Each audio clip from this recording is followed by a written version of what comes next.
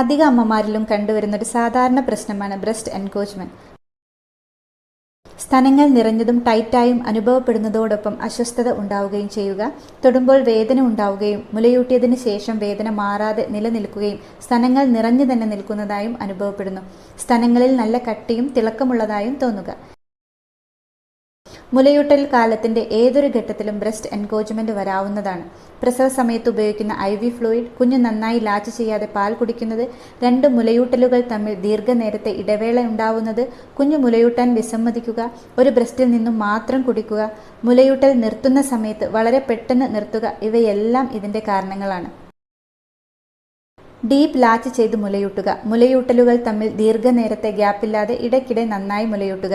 ബ്രസ്റ്റിൽ ചൂട് പിടിക്കുന്നതും oil massage ചെയ്യുന്നതും ഗുണകരമാണ്. സ്വെല്ലിംഗ് കാണപ്പെടുകയാണെങ്കിൽ മുലയൂട്ടിയതിന് ശേഷം കോൾഡ് കംപ്രസ് ചെയ്യാവുന്നതാണ്. ഇറുകിയ വസ്ത്രങ്ങൾ ഒഴിവാക്കുക.